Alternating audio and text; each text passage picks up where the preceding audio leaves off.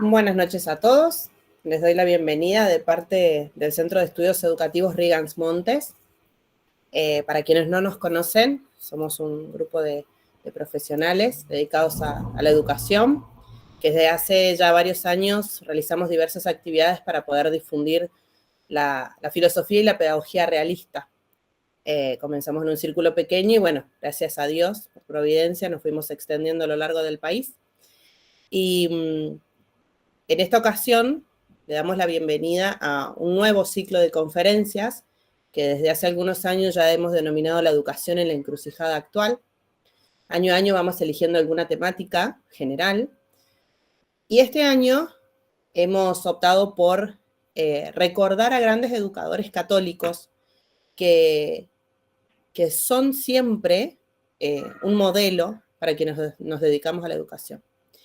En el día de hoy, el padre Luis Maltauro nos va a presentar a San José de Calasanz, con lo cual realmente estamos muy agradecidos por su presencia, por su generosidad. Sabemos que están con muchas cosas, pero con mucha alegría también ha accedido a poder brindarnos este espacio. Para comenzar, como hacemos siempre, vamos a rezar juntos, vamos a encomendar este encuentro. Y también les pedimos también una oración especial por las actividades del centro para que podamos seguir realizándolas y llevando a los diferentes rincones estas actividades que realizamos.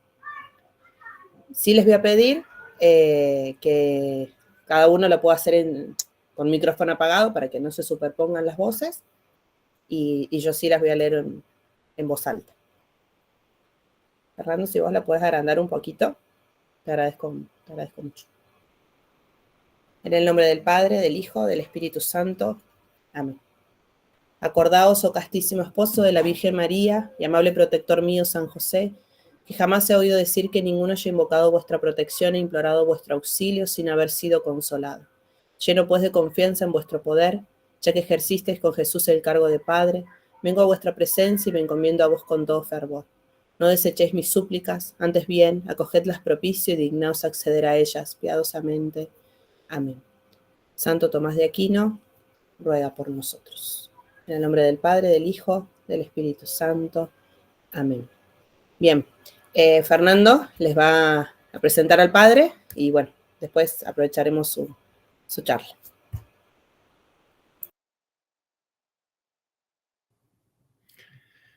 El padre Luis Maltauro de Nuestra Señora de las Escuelas Pías es religioso escolapio desde hace 35 años y fue ordenado sacerdote 27 años atrás.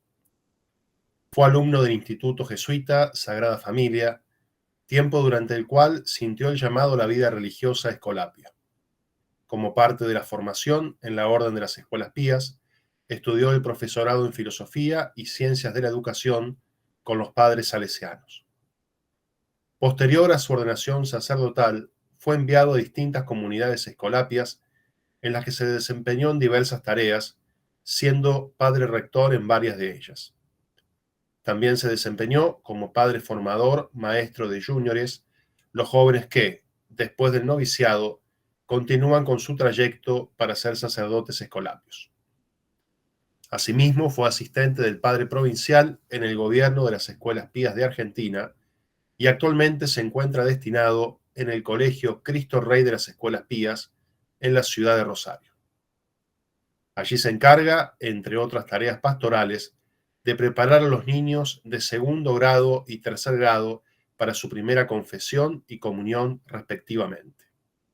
Son tareas que, habiéndolas desempeñado desde que recibió su ordenación sacerdotal, le gusta decir que son su título más preciado.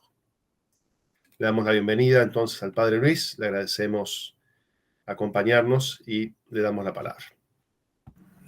Bueno, muchas gracias. Me siento realmente honrado por esta invitación y agradecido también por la oportunidad que supone de hablar de nuestro Padre, ¿no? Presentar la vida de nuestro fundador es siempre motivo de gozo y de alegría, porque no es una pertenencia nuestra tan solo, sino que es un regalo para toda la Iglesia. Es una fuente de inspiración de vida para muchos, y su paternidad se esparce por todos, ¿no? Así que también este José II no le gustaría mucho, pero igualmente me parece que es bueno tenerlo presente también, comenzar nuestra pequeña presentación acudiendo también a su protección intercesora. Así que rezo la oración propia de San José de Calasanz. En el nombre del Padre, y del Hijo, y del Espíritu Santo. Amén. Oremos. Señor Dios nuestro, que has enriquecido a San José de Calasanz con la caridad y la paciencia para que pudiera entregarse con constancia a la educación de los niños, concédenos, te rogamos, que imitemos como cooperadores de la verdad al que veneramos por ser maestro de sabiduría. Por Jesucristo nuestro Señor. Amén. En el nombre del Padre, y del Hijo, y del Espíritu Santo. Amén. Muy bien, y justamente la idea de esta pequeña conversación con ustedes es presentar en primer lugar la figura de San José de Calasanz someramente y también algunas de sus ideas pedagógicas, teniendo en cuenta que por lo general cuando miramos a los santos dedicados a la educación, todos nos debemos buscar reflejados en ellos, ¿no?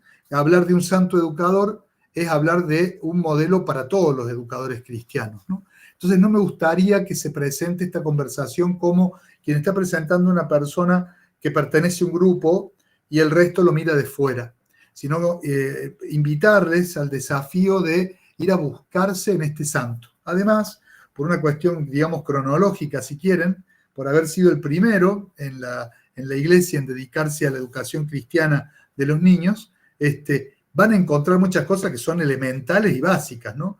Luego, los otros santos que recibieron este mismo carisma educacionista fueron como mirando algún rasgo particular, señalando alguna cosa importante. Ustedes van a notar que en lo escolapio no hay algo que digan, no, esto es solo de ustedes, ¿no? Sino más bien es de la iglesia y es de todo cristiano que se dedique a educar, ¿no? Y esto quizás sea por el hecho de que fue el primero que apareció para la educación popular cristiana de niños y jóvenes, ¿no? Por eso Pío XII lo reconoce así y lo declara patrono de todas las escuelas populares cristianas de la iglesia. Pero bueno, vamos entonces, primero me gustaría dar una pequeña lectura de un pequeño documento como para poder avanzar con eso, y luego al que voy a ir comentando algunas otras cosas. No va a haber una presentación de PowerPoint o de alguna herramienta de esas, porque honestamente no la manejo, así que prefiero dirigirme a ustedes directamente. Muy bien. Calasanz es un hombre nacido para educar y nacido para la santidad. Contemplar la figura de San José de Calasanz no es un acto de arqueología espiritual, ni tampoco un desempolvar una pieza de museo para admirarla en su valiosa antigüedad. Esto lo podemos hacer porque la vida de los santos tiene fuerza convocante. En un mundo en que los proyectos que pretenden ser definitivos se ven amenazados por el sentimiento momentáneo o la provisoriedad, encontramos en la vida de los santos una afirmación incontrastable. Es posible la entrega de vida y es posible realizarla en el transcurso de la vida. Y queremos, en esta ocasión, acercarnos a la persona de José de Calasanz, nacido en Peralta de la Sal en el año 1557, muerto en Roma, en la ciudad eterna, en el año 1648, puntualmente el 25 de agosto de 1648, cuya fiesta se celebra actualmente en la liturgia de la Iglesia después de la reforma del Concilio Vaticano II. Queremos acercarnos a la figura de Calasanz para encontrar en esa historia lejana los elementos que nos ayuden a vivir con fidelidad al Señor nuestro presente. ¿Y qué podemos decir de Calasanz? Con una mirada amplia, un poco por encima, propia de quien intenta acercarse al hondo misterio de una vida, vamos a decir, en primer lugar, San José de Calasanz es un hombre que tuvo una experiencia de familia. En el pueblo aragonés de Peralta de la Sal y en el hogar formado por don Pedro Calasanz y doña María Gastón de Calasanz, con sus 8 hijos, nuestro José tuvo su primera y fundamental experiencia educativa, que es la que brinda la familia. Primera cosa en la que tenemos que tener siempre una claridad primera, ¿no? En ella, en el seno de su familia, aprendió de pequeño el amor a María, Madre de Dios, que lo acompañará en toda su larga vida, sobre todo aprendiendo ese amor en los recitados que su mamá le hacía de los milagros de Nuestra Señora de Gonzalo de Berceo, y que José también aprendió de memoria. Hay anécdotas entrañables sobre este pequeño contándolas a sus amiguitos. Siendo un varón, según la costumbre de la época, José aprendió las primeras letras, muy probablemente enseñado por algunos de los sacerdotes que vivían en la parroquia del pueblo de Peralta de la Sal. Es simpático, ¿no? No pudo ir a una escuela quien todavía no se había fundado la escuela, ¿no? Por eso este modo propio de aquel tiempo era que los hijos, sobre todo de aquellos que tenían algún título de nobleza, la familia Calazán Gastón contaba con el título más bajo de la nobleza de Aragón, los infanzones, y eso les permitía, digamos, pensar en esto, no en acceder a la educación primera. Una familia que busca educar a su hijo, ¿no? Y me resulta simpático y a la vez inspirador para la familia cristiana hoy, un texto que él escribe apenas se traslada a Roma, por el año 1592, se entera de que en su pueblo ya no solamente estará el sacerdote, el asistente del párroco, enseñando a leer y escribir las primeras letras, sino que han llevado un maestro de latín al pueblo. Entonces Calasanz, apenas llegado a Roma, escribe entusiasmado con un español antiguo, una cosa me parece preciosa. En el año 1592, dice así: hame parecido muy acertado que hayan conseguido maestro que enseñe latinidad en ese lugar, que será facilitar a los padres que hagan aprender letras a sus hijos, que es una de las mejores herencias que les pueden dejar. Una de las mejores herencias que se pueden dejar. Nos parece una verdad de perogrullo ahora, pero dicha en aquel lejano 1592 suena a verdad profética. Un hombre que, consciente de la importancia que tiene la familia en la educación de los niños, va a procurar ayudarle, acercarle a la familia los elementos necesarios para que esa formación llegue hasta lo más hondo, ¿no? Y hasta lo más pleno, hasta lo más hondo, hasta lo más profundo y hasta lo más elevado, ¿no? Vamos a ver siempre que en la propuesta Calasancia eso tiene como mucho elemento, ¿no? Es el descenso y el ascenso, ¿no? Del alma por la belleza, del alma por la verdad, del alma por el bien. Es ir a buscar lo grande, ¿no? En aquel hogar peralteño, José realizaría sus juegos infantiles con inefables travesuras. Aprendería de su padre la virtud de la laboriosidad en la tareada tarea de la herrería. Me interesa mucho presentar este rasgo tan humano de San José de Calasanz, un hombre que sin duda experimentó. La experiencia sensorial es el principio para la filosofía clásica de todo conocimiento, y también lo es del aprendizaje, ¿no? Interesante, pero en esta carta de Calasanz del año 1621 está escrita ya él, sacerdote, general de una orden religiosa, hombre doctor en teología, y sin embargo miren este consejo que le da un Escolapio, que si no tiene como resabios de golpes de martillo, ¿no? Los golpes de martillo de la herrería, donde su papá desempeñaba su tarea, donde él casi se crió, ¿no? Dice así Calasanz: para llegar a ser un vaso digno en presencia de cualquier señor, es preciso que el metal sea bien golpeado, martellato, dice el original italiano. Asimismo, en el servicio de Dios conviene soportar todo con paciencia y devolver con toda caridad y mansedumbre bien por mal, de forma que el prójimo quede edificado. Qué hermoso, ¿no? Es poder tener en la vida de los santos el testimonio de aquello que ha sido para ellos, desde los más tiernos años, la fuente de inspiración, la fuente de búsqueda y de conocimiento de la verdad, ¿no? Vamos a ver que algunas realidades propias de Calasanz, bueno, vienen de aquí, vienen de la cuna, ¿no? Por eso alimentó Calasanz sus primeros años con una experiencia de fe sencilla, pero tan auténtica que le permitió responder a la voluntad de Dios con prontitud. En definitiva, Calasanz en su hogar recibió la necesaria y constitutiva formación que le permitirá testimoniar y proponer la educación desde los más tiernos años como fundamental para todo el transcurso de la vida. No va a proponer una idea, no va a tener una ocurrencia, sino que va a proponer y a mejorar lo que él mismo recibió. Calasanz, un hombre que aprendió a luchar por lo que quería y abrazar una causa.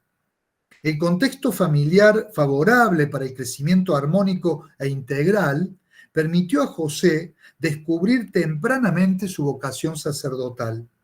Esto le permitió encarar los estudios necesarios al modo de la época. Acababa Trento de ponerse en marcha en sus disposiciones, por lo tanto no había una existencia de seminarios conciliares, del seminario como edificio propio de cada diócesis, sino que el aspirante al sacerdocio iba formándose conforme al currículo propio de la formación sacerdotal de aquel tiempo en las universidades que ofrecían estos estudios, sobre todo la filosofía y la teología. Por eso lo vamos a ver a Calasanz rumbeando por diversas universidades españolas, lo cual también es un dato, porque no se quedó con lo primero que encontró o con lo que tenía más cercano de casa. Lamentable criterio hoy para a veces buscar la escuela para los chicos, ¿no? Sino que buscó lo mejor, aquello que le permitiera responder con mayor presteza y con mayor brillantez a lo que Dios había puesto en él, ¿no? Por eso lo vamos a ir viendo en diversas universidades, decía. Fue un camino largo el de su formación universitaria para el sacerdocio, en el que pudo desplegar su capacidad para el estudio y avanzar en el discernimiento de la voluntad de Dios para su vida. Algo que se dio en medio de situaciones de prueba, que no hicieron más que acrisolar su carácter. Es necesario que el metal sea bien golpeado, y templar su decisión, que se vio coronada por la ordenación sacerdotal en el año 1583. Como sacerdote, se entregó por entero a la tarea de la reforma de la Iglesia, según las disposiciones del Concilio de Trento, prestando valiosa colaboración a varios obispos y viviéndola particularmente en su propia vida cristiana y sacerdotal. Un reformador que se reformaba él mismo. Entró así en contacto con la vida religiosa en la España de su tiempo y los desafíos que enfrenta desde siempre para vivir en fidelidad al Señor. También entró en contacto en este tiempo primero de su sacerdocio con el pueblo sencillo y humilde del Pirineo español, a quien tocó servir algún tiempo en unos cargos similares a los que hoy sería un párroco. Tenemos que ubicarnos, ¿no? Una España que está saliendo a nivel cultural, literario, artístico del siglo de oro, pero que al mismo tiempo sabemos que estos siglos son tan iluminosos que duran siglos realmente, ¿no? Y Calasanz es un hombre, un hijo de su tiempo, ciertamente. Es un caballero español y cristiano, un hombre que se formó en este espíritu de gesta, ¿no? Una España que acababa de ser reconquistada para Cristo después de 7 siglos de dominio musulmán, una España que estaba decidida a conseguir y conquistar almas para Cristo en las Indias, donde habían llegado en América recién descubierta y equiparada en todo a la corona española, ¿no? Para poder anunciarle a estos hombres y mujeres de esta tierra el Evangelio del Señor, ¿no? Este español que sabía que en su imperio y por obra de la Virgen, indudablemente, nunca se ponía el sol. Este hombre que sabía que tenía como misión defender la verdad, protegerla y anunciarla, ¿no? Este caballero español y cristiano que, bueno, al principio lo vamos a ver desempeñándose en estas tareas de cubrir las necesidades que le planteaban los obispos, que lo ponen enseguida bajo su colaboración, digamos, por la gran capacidad que tiene, por las condiciones de excelente formación que recibió, pero también esta experiencia primera del contacto con el pueblo sencillo, como decía, en los Pirineos, donde el contacto con la gente pobre del lugar, sin duda que le permitió descender, ¿no? Desde las alturas de la teología de Alcalá, de Lérida, de Valencia, a la realidad propia de lo que ocurre en un pueblito de montaña, con las vicisitudes y las dificultades, ¿no? Un santo que sí, seguramente llevaba algún libro de Pedro Belarmino, de Pedro Abelardo, perdón, las sentencias con las que seguramente se formó, porque era el libro propio de aquellos tiempos, pero que en la otra parte de su mochila, llevaría también el arcabuz para defenderse de los bandoleros franceses, ¿no?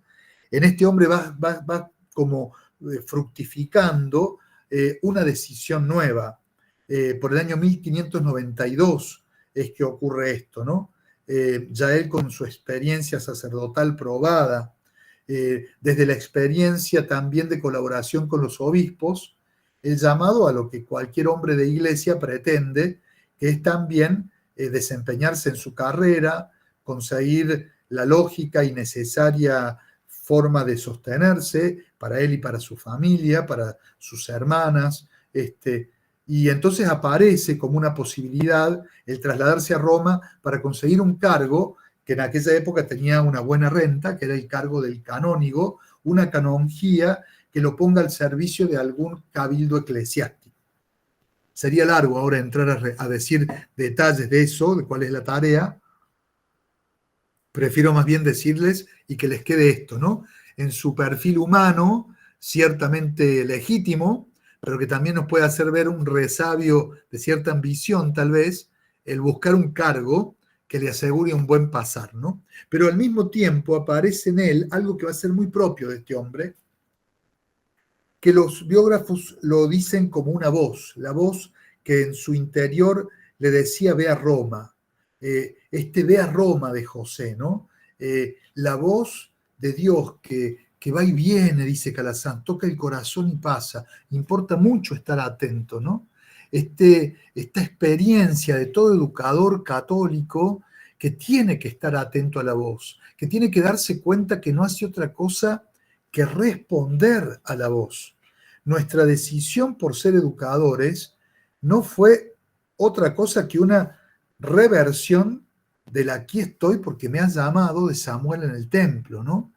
Somos educadores y enfrentamos las cosas que enfrenta el educador en el mundo y en la iglesia de hoy porque hemos sido llamados por él, ¿no? Y porque un día algo resonó en nuestro interior que nos llamó a esta forma de vida donde se nos va la vida, pero donde se nos viene la vida, ¿no? La vida con mayúscula. Y algo así le pasó a Calasanz, ¿no? En esta experiencia hace que tome la decisión por trasladarse a Roma. El traslado a Roma va a estar marcado, yo quiero ser muy rápido para poder hablar también un poquito de su obra, por dos experiencias, diría yo. Un poco la experiencia del fracaso humano, porque llegará, dicen los biógrafos, vestido con sotana de seda a la española, como quien llega sabiéndose de la potencia mundial en aquel momento, dueño del mundo. Habrá llegado el hombre a conquistarse Roma, ¿no? Lo cierto es que el pobre se enfrenta con la burocracia y las dificultades de los trámites, y empieza a tener cada vez más demora en el logro de este nombramiento, ¿no? Aparece por un lado uno que después cae, otro que lo litiga con otro pretendiente, y así va pasando el tiempo, ¿no? Es interesante esta experiencia de lo fugaz que es el mundo, ¿no? Y de que, bueno, de que hay algo más grande que hacer, ¿no?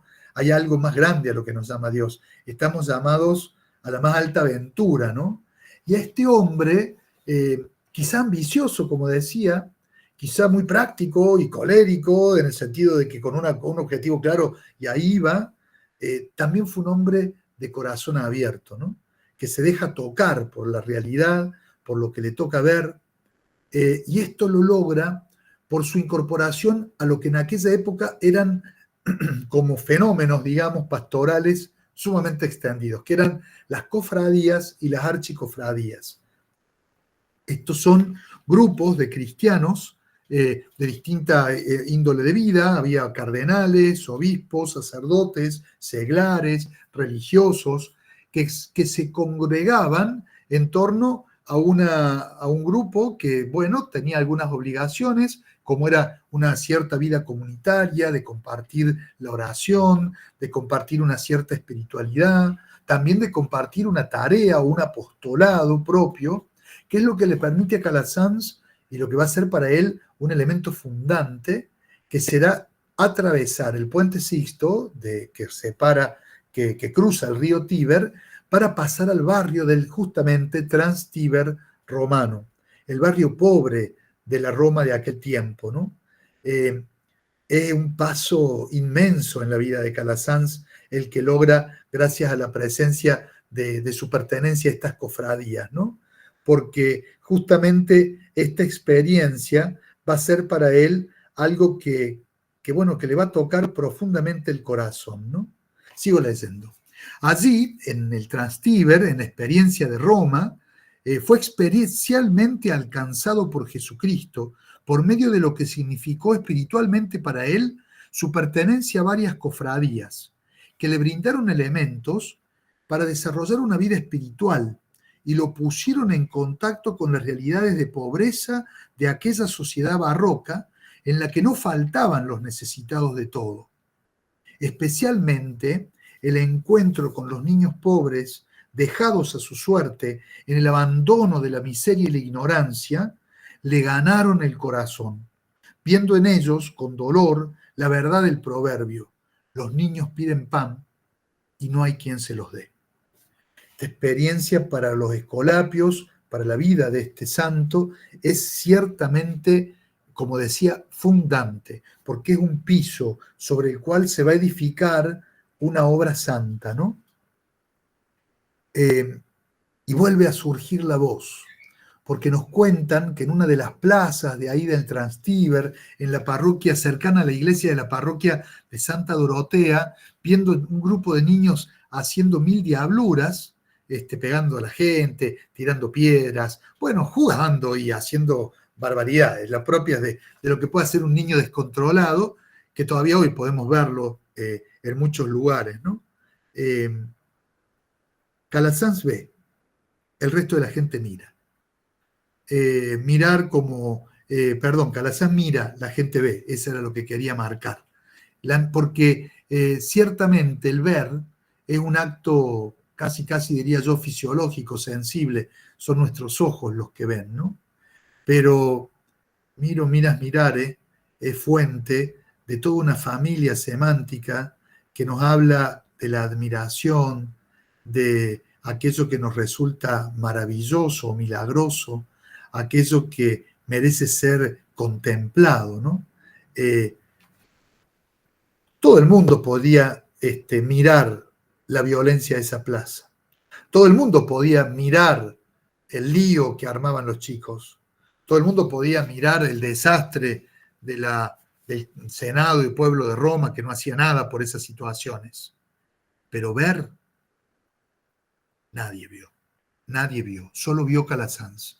Vuelve a escuchar en su interior esta voz, ya no con el ve a Roma, sino con el mira, José, mira. Y no invitándolo solamente a ver, con el análisis sociológico, con el análisis de causal, con el análisis de situación sociopolítica, bueno, me voy a dar con un poco a los que son de mi gremio, tan como a veces pretendemos hacer los pastores, ¿no? Sino realmente alguien que dejó mirar esta verdad y, como la parábola del Evangelio, dejarse conmover por lo que miraba, ¿no? Podemos decir que aquel día Calasanz vio lo que nadie estaba viendo: el abandono de la niñez, producto de la ignorancia y el pecado. Este ver de Calasanz, que fue mucho más que ver un chico portándose mal, pudo ver hondamente, ¿no? Es algo que tenemos que pedir los educadores. Nuestras aulas están pobladas de chicos que se portan mal. de chicos que no tienen hábitos, que no tienen aprendizaje básico de casa.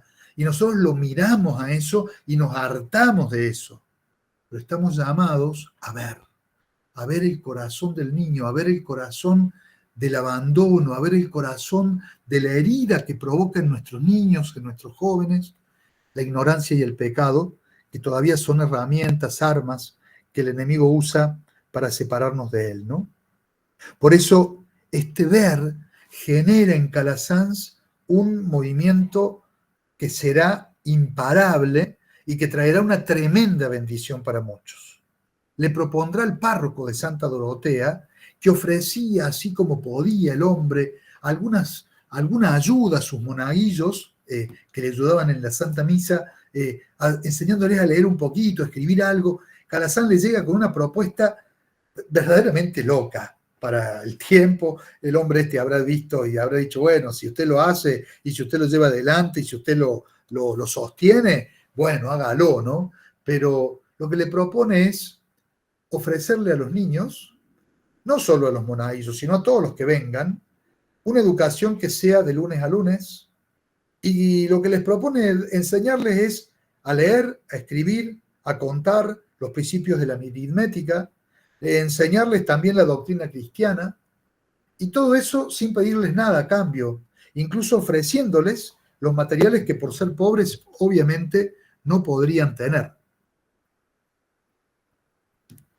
Un negocio redondo, digamos, como siempre fue la educación, ¿verdad?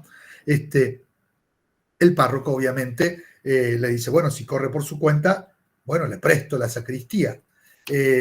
Y así fue. En el año 1597 comienza Calasanz esta obra, considerada por Ludovico von Pastor, gran historiador de la Iglesia, luterano, que se convierte al entrar a los archivos vaticanos y ver que definitivamente esta institución papista que él estudiaba con desconfianza, solo porque estaba conducida por el Espíritu Santo, podía haber perdurado y sostenido y anunciado gloriosamente la verdad durante tantos siglos, ¿no? Este fue el que le da el título primero del fundador de la escuela popular moderna, ¿no? Cristiana.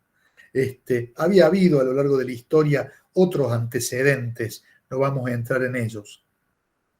Este hombre, entonces, funda esta escuela y comienza lo que serán llamadas las escuelas pías, escuelas de piedad, porque es lo que se enseña, escuelas donde se educa con piedad, porque era el modo como Calasanz pretendía que sus maestros lo hagan, y escuelas donde se educaba por piedad, que fue lo que movió su corazón sacerdotal para dedicarse a los pequeños, ¿no?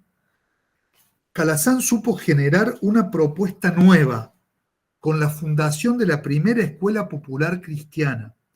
Se entregó en cuerpo y alma a esta misión, consciente de que por la buena educación de los niños, ellos y sus maestros alcanzan la salvación, y que por la práctica diligente de la misión educativa es posible la reforma de la sociedad.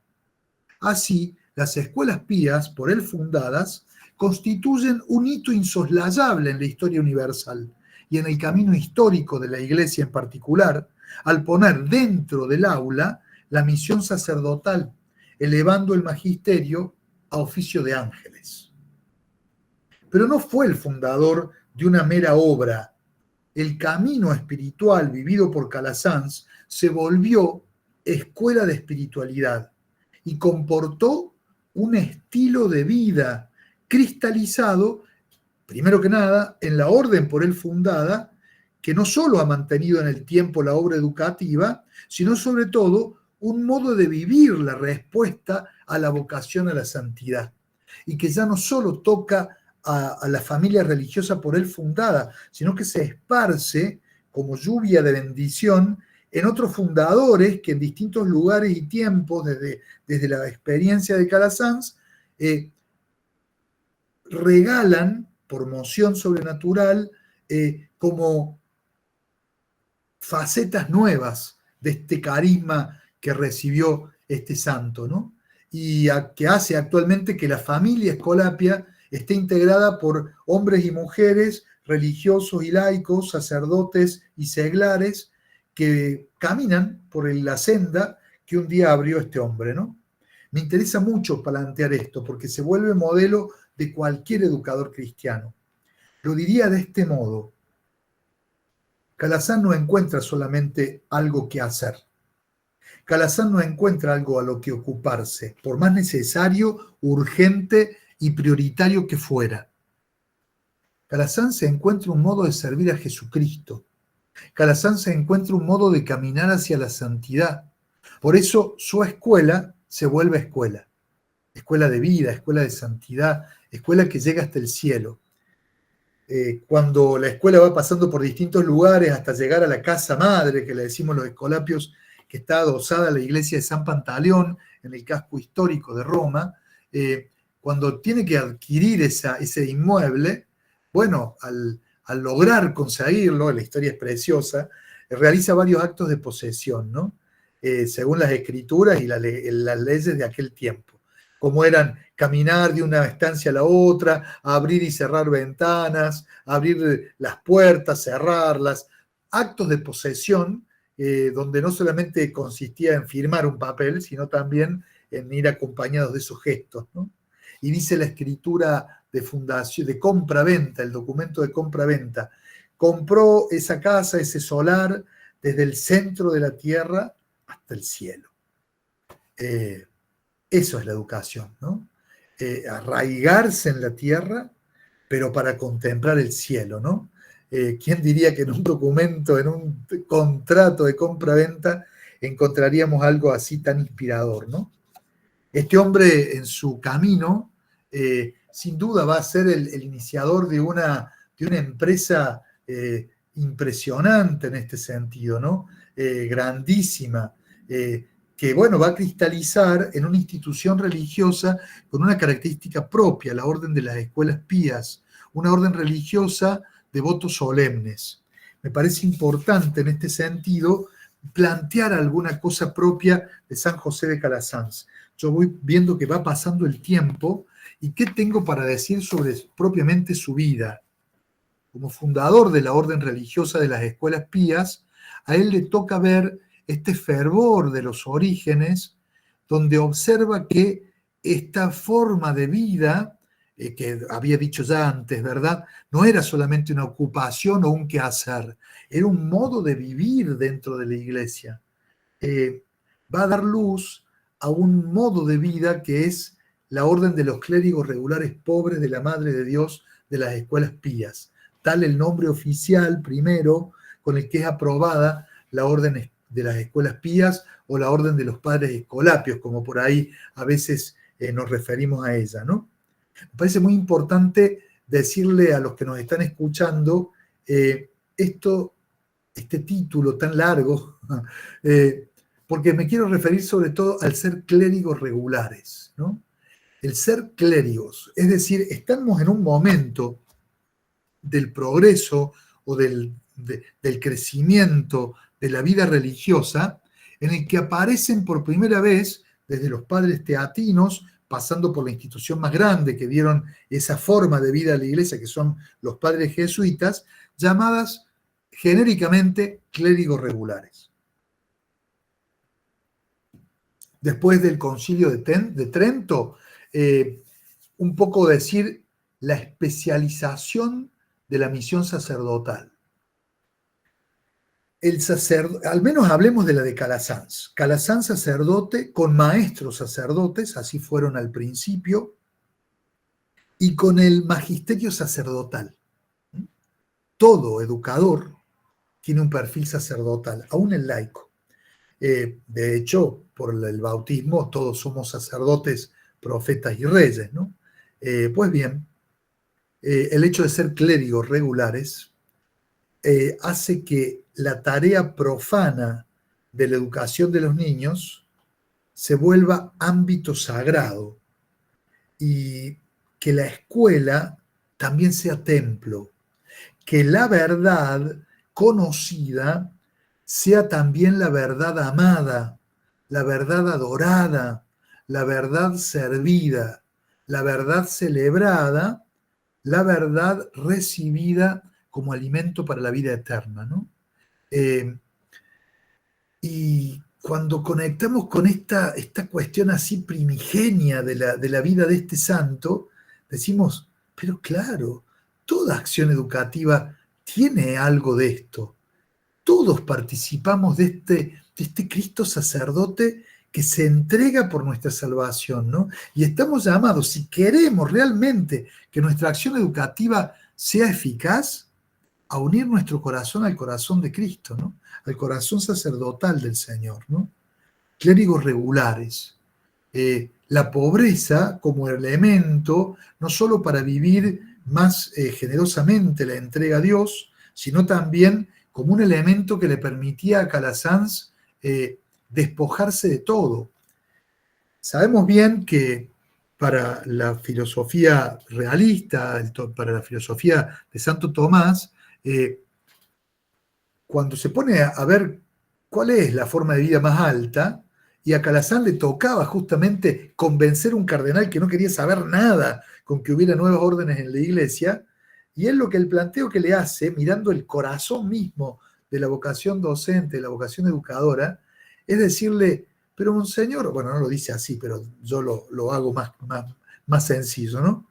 Si la iglesia ha dado el beneficio de ser orden religiosa a aquellas que son de vida activa, si ha dado la opción y la gracia de ser orden religiosa de votos solemnes a las que son de vida contemplativa, ¿cómo no hacerlo con este instituto nuestro, que es de vida mixta, que es más alto?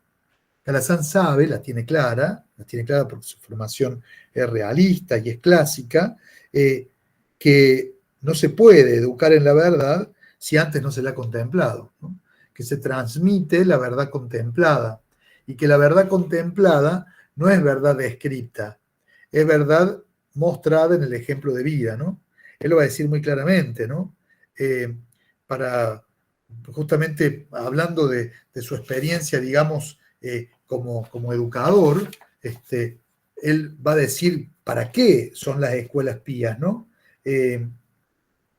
Él lo que va a plantear claramente es que las escuelas pías, la meta que sigue nuestro instituto, es justamente la vida eterna, es lo que se busca, no es simplemente la enseñanza de la verdad, ¿no? Y para eso es necesario que el educador tenga una vida espiritual y además el modo de transmitir la verdad. Creo que tenemos todavía un tiempito, permítanme decirles, este santo vio, vuelvo a la frase primera, ¿no? Para que un vaso sea digno de ser presentado ante un buen señor, ante un gran señor, es necesario que el metal sea bien golpeado. El golpe a Calasanz le vendría justamente por la cabeza misma de la iglesia, que en sus últimos años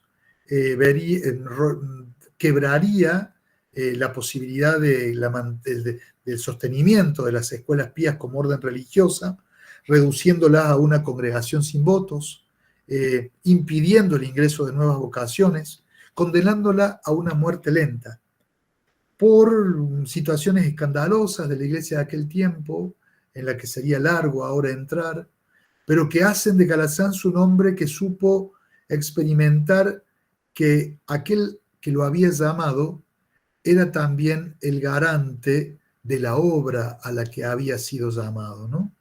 Y por eso será llamado el Job de la ley de gracia, porque cuando se entera de la decisión de Inocencio X de reducir su obra y de condenar la muerte lenta, formuló aquella frase de Job: el Señor lo dio, el Señor me lo quitó, bendito sea su santo nombre, ¿no? Calasanz termina su vida como Cristo, fracasado. Calasanz termina su vida en la cruz.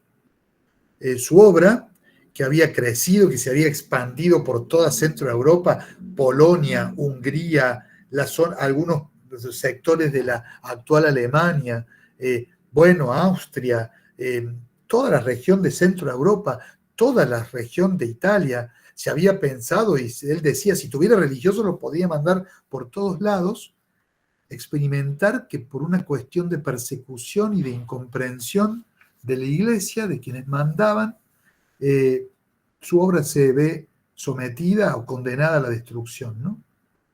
Cualquiera, Calazán tenía ya más de 80 años cuando esto ocurre, se entregaría a la desazón, es un derrumbe.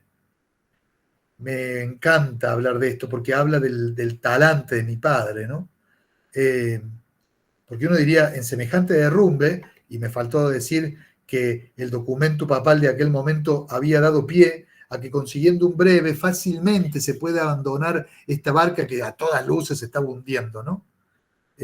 Por lo tanto, la puerta se abría para todo aquel que se quiere escapar, se cerraba para todo aquel que quiere entrar, y bueno, se condenaba a muerte a una institución que prometía, ¿no? Uno mira en qué se convirtió este viejito en ese momento de prueba. Fue padre, fue el promotor de la esperanza, fue aquel que supo que la obra es de Dios, que era de Dios y de María, que la Virgen María había sido aquella cuyo nombre defendía como escudo la vida de las escuelas pías. Y ella saldría de garante. Donde falten los hombres, suplirá Dios. Y que hay que acudir a María porque ella no se cansa de nuestras importunaciones y los hombres sí. Será el promotor de la esperanza. La orden, conformada en aquel tiempo por por más de 500 religiosos, perderá más de la mitad. Más de la mitad de religiosos escolapios abandonaron las escuelas pías que se estaban hundiendo. En cada obra escolapia, todos los miembros de la casa, desde el maestro hasta el que atendía la puerta, hasta el que limpiaba, hasta el que dirigía el colegio, era sacerdote escolapio. Con semejante sangría, ¿cuántas casas se cerraron? Ninguna. Calazán supo sostener, a fuerza de testimonio y a fuerza de anunciar la verdad de la Pascua, la luz en medio de la prueba. Por eso él es el mentor para nosotros, es el que sostiene nuestra lucha en los momentos más duros, en los momentos más difíciles. Calazán va a morir, como decía yo, fracasado, con las escuelas pías cerradas, en proceso de muerte lenta, y obviamente la obra de Dios es grande, ¿no? Él no va a ver resurgir su obra, aunque morirá plenamente convencido y esperanzado por la promesa de la Virgen, ¿no? Los primeros que declaran la santidad de este hombre son los niños de su escuela, cuando se enteran que ha muerto y anunciarán por toda Roma, ha muerto el santo.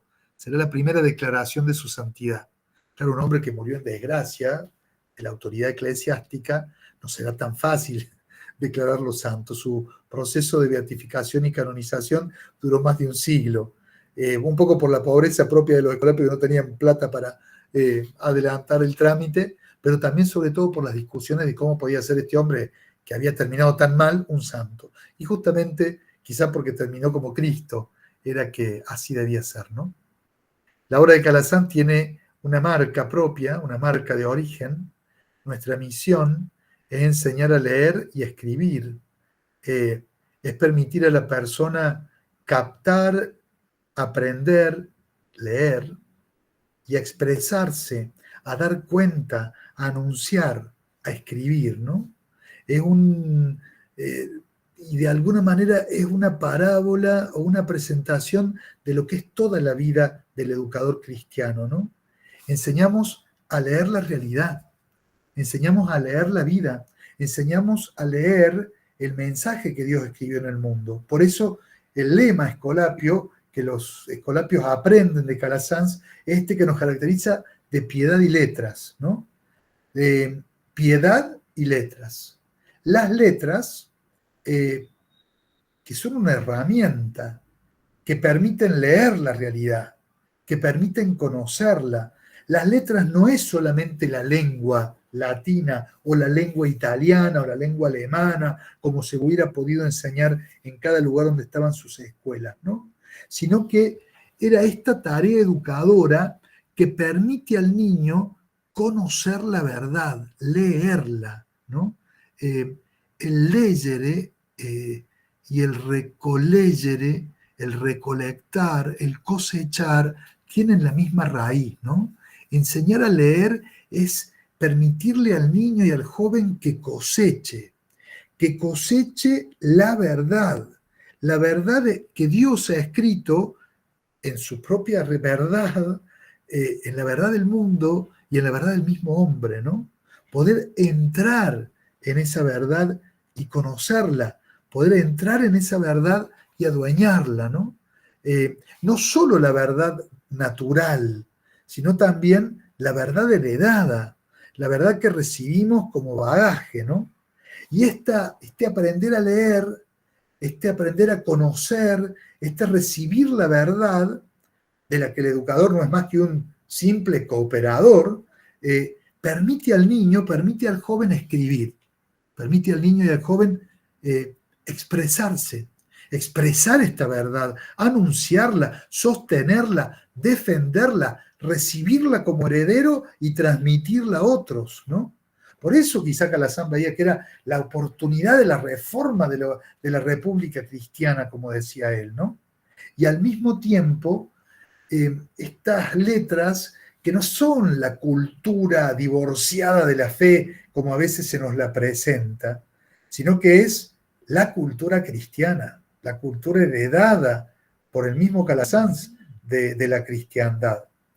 Estas letras que han de ir siempre acompañadas por la piedad. Es la piedad la que nos sostiene, ¿no?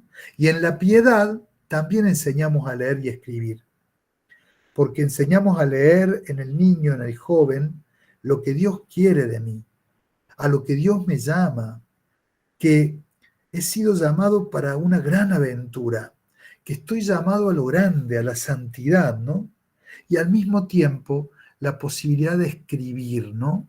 Aquí estoy, Señor, porque me has llamado, y porque me has llamado puedo responder uniendo mi vida a la entrega de tu Hijo, ¿no? De tal manera que puede esperarse de todo niño un feliz transcurso de su vida entera, ¿no? Piedad y letras unidas. Nos gusta decir que lo importante de ese lema, de 3 expresiones, si algo lo tiene como elemento, digamos, estructurante, es la conjunción, es la I.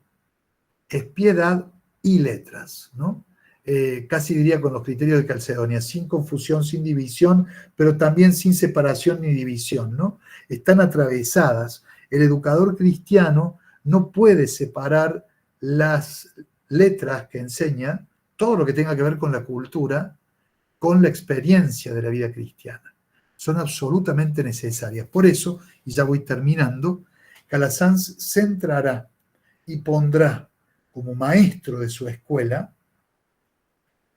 al maestro crucificado. Nosotros somos cooperadores de quien es la verdad, de quien entrega su vida por nosotros y nos salva.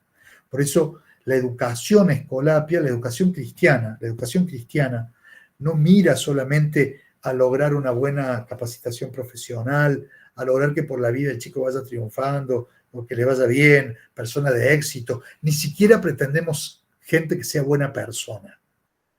Lo que buscamos es que sean santos, es que sean sabios, porque son hechos a la medida del maestro.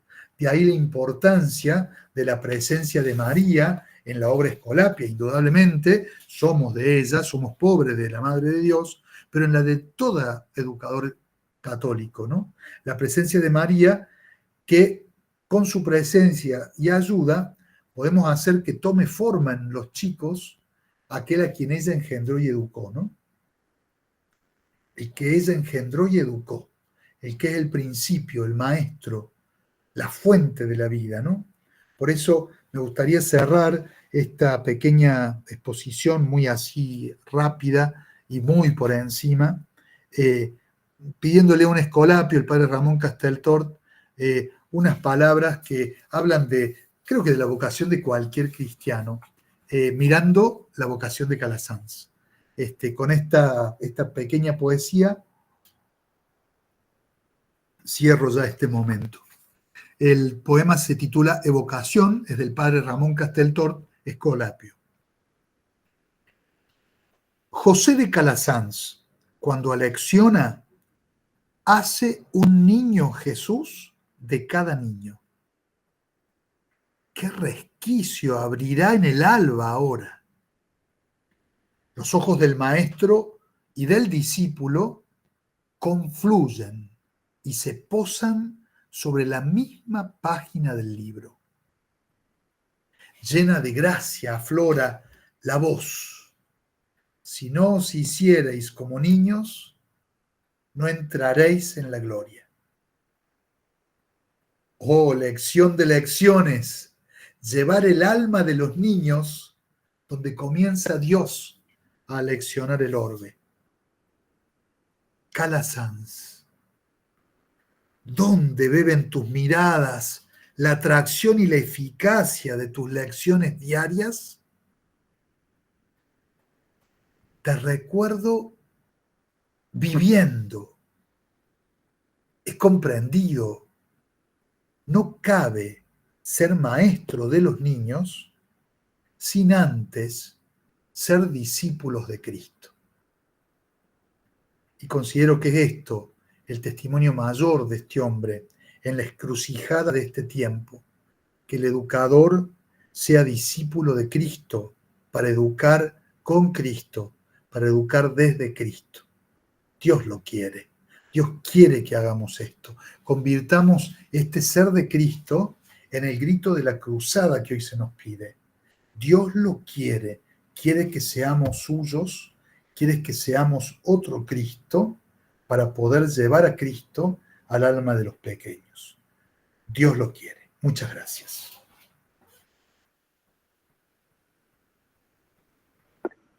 Padre Luis, bueno, muchísimas gracias.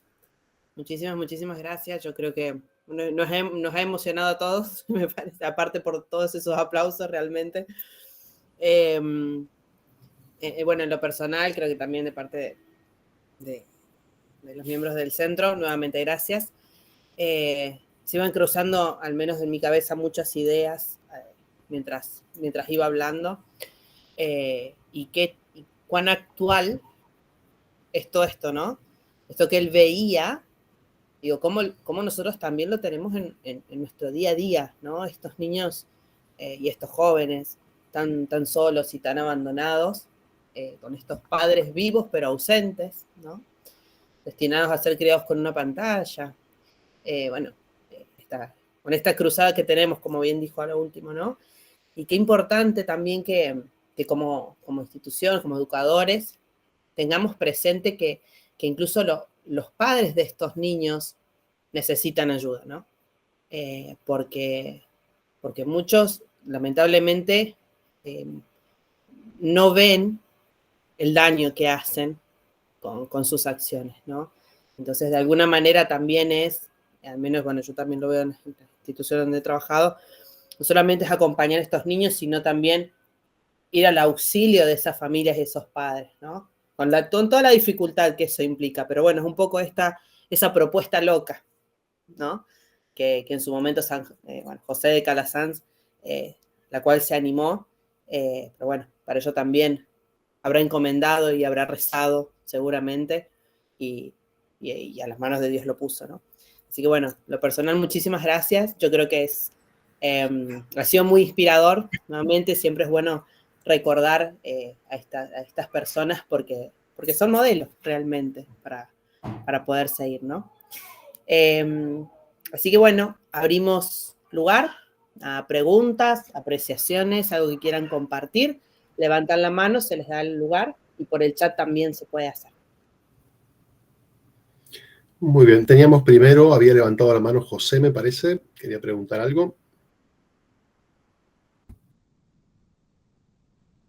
Muy bien, mientras van pensando preguntas, pueden ponerla en el chat también en todo caso.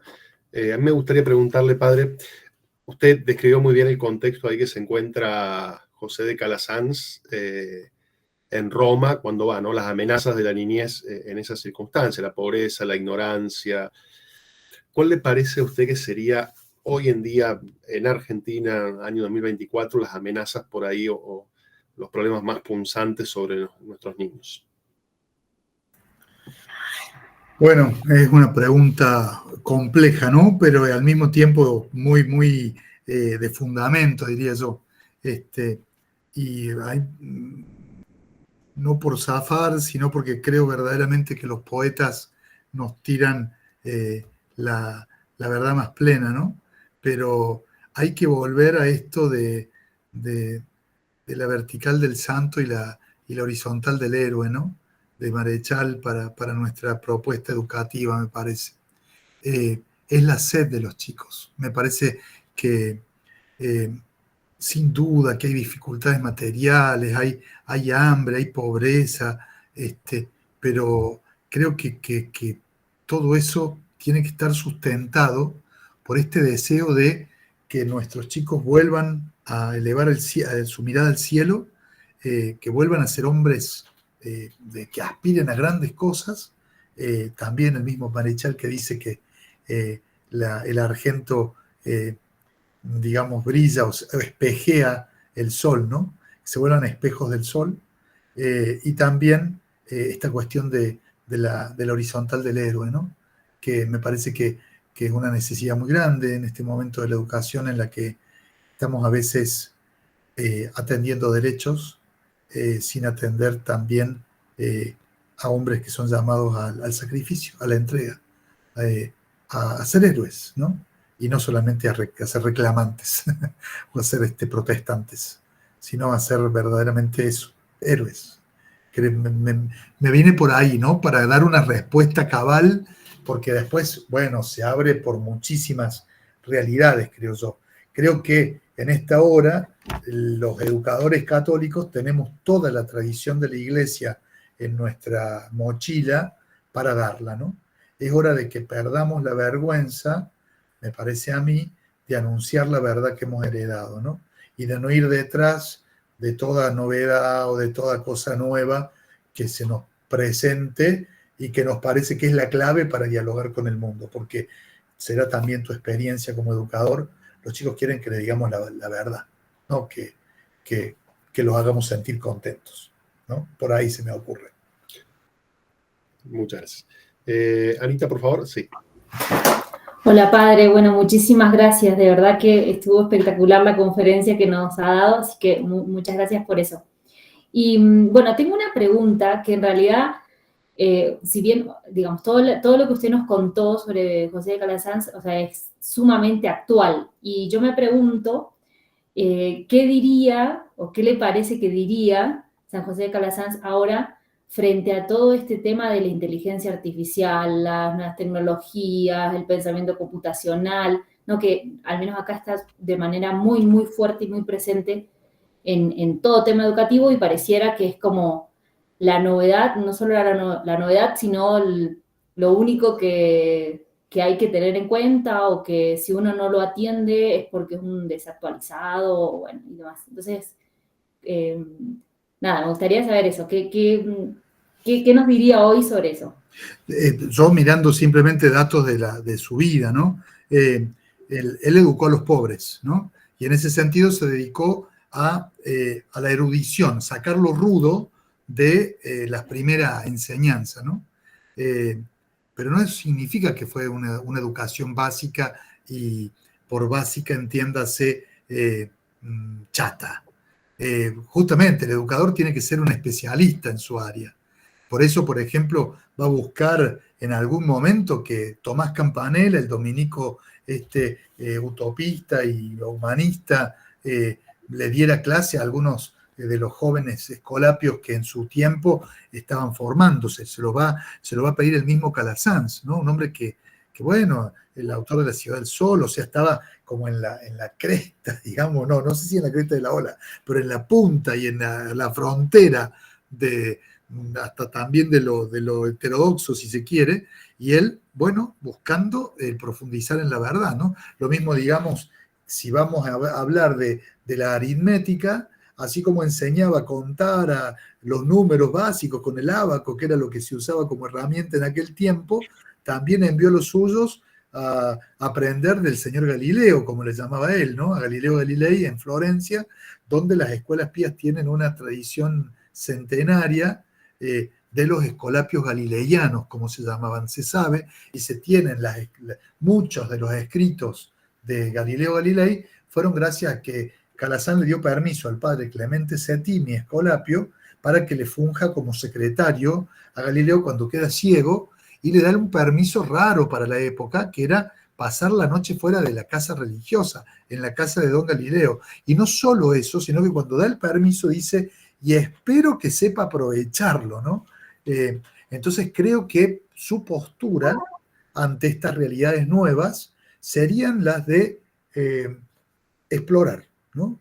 No comprarlas de una, no meterse ingenuamente, sino procurar conocerlas y sacar de ellas aquello que pueda servir, pero no sin espíritu crítico, ¿no?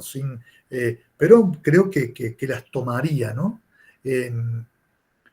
Solamente permítanme, perdón, creo que no se vendería lo nuevo. O sea, Calazán no se hizo utopista.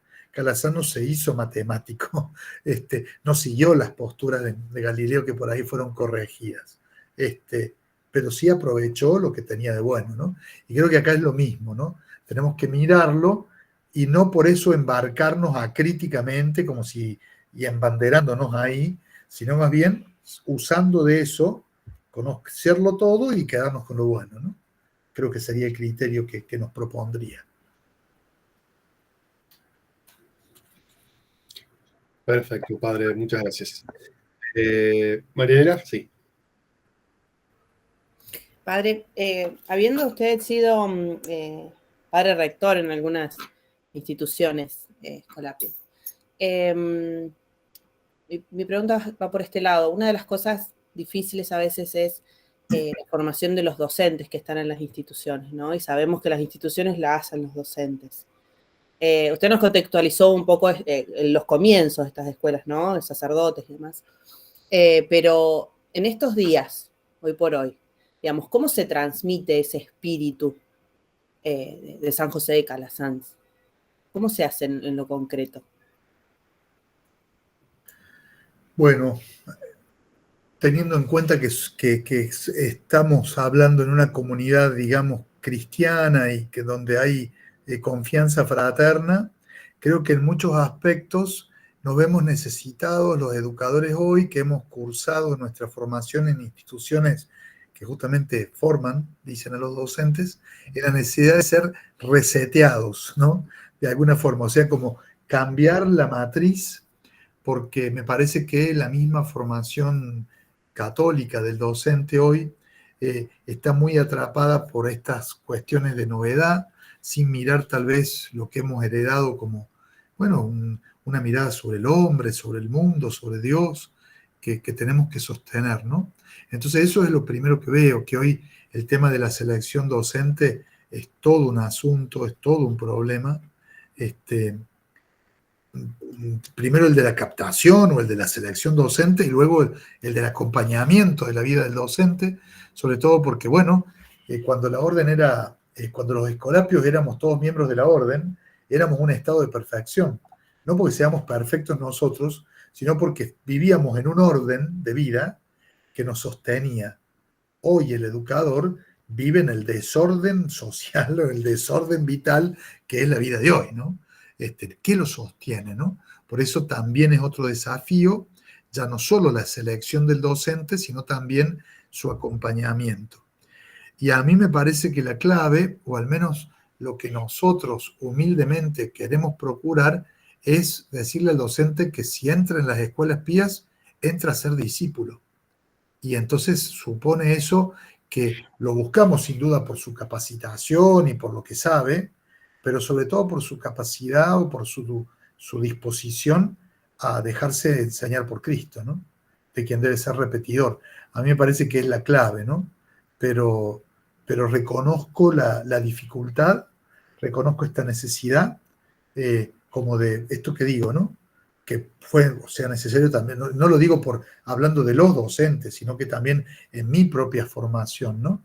Fue necesario como volver a las fuentes de lo que es la formación en la verdad católica y que no siempre se ha dado luminosamente en la institución católica de formación docente. Bueno, se me ocurre un poco por ahí, ¿no? Bien, muchas gracias, padre. Muchas gracias, padres.